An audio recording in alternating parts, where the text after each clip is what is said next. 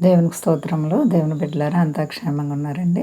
ప్రతిరోజు ప్రభువారు చక్కటి వాగ్దానాల ద్వారా మనతో మాట్లాడి మనల్ని ఎంతగానో ఆశీర్వదిస్తూ ఉన్నారు. ఆయనకే మహిమ. అంతా క్షేమంగా ఉన్నారండి. ఈరోజు దేవుని వాగ్దానం కీర్తనల గ్రంథము 72 అధ్యాయము 18వ వచనం. ఆయన మాత్రమే ఆశ్చర్య కార్యములు చేయువాడు. దేవునికి స్తోత్రం. హల్లెలూయా.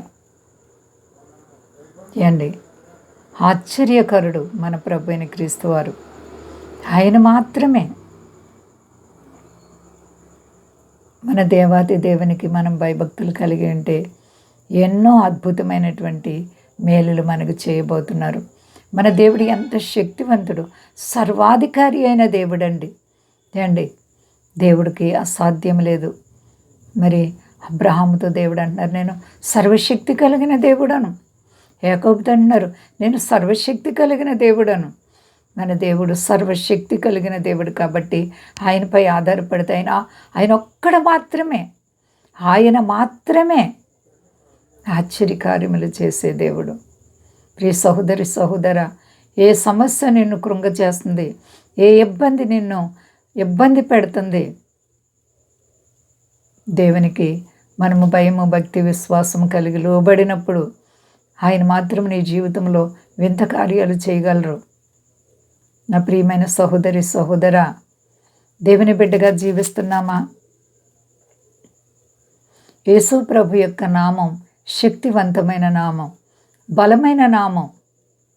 ఆయన తన వారి పట్ల శూరకార్యాలు చేసే దేవుడు.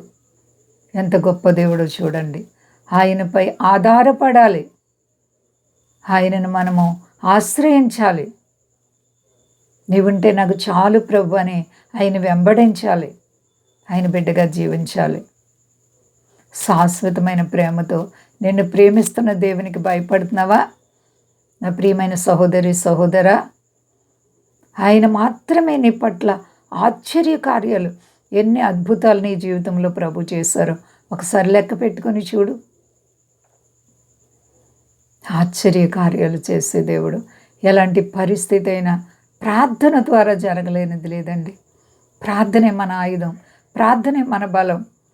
పౌలు శీల అనేక దెబ్బలు తిని మరి ఎంతో భయంకరంగా వారిని కొట్టారు, భయంకరంగా హింసించారు, చెరసాల్లో వేశారు.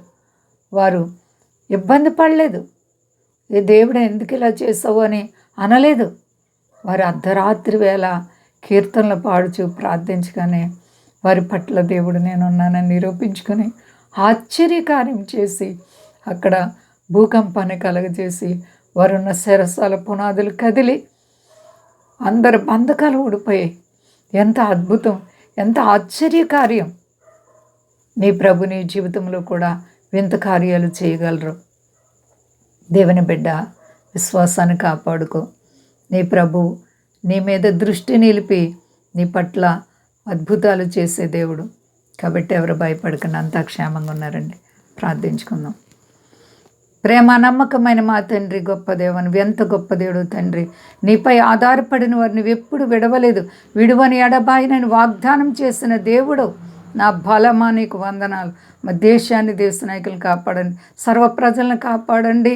సమస్త ప్రజలకు సంతోషము నెమ్మదిచ్చే దేవుడు. సర్వ మానవాళికి మీ గొప్ప రక్షణానందం దయచేయండి ప్రభువా.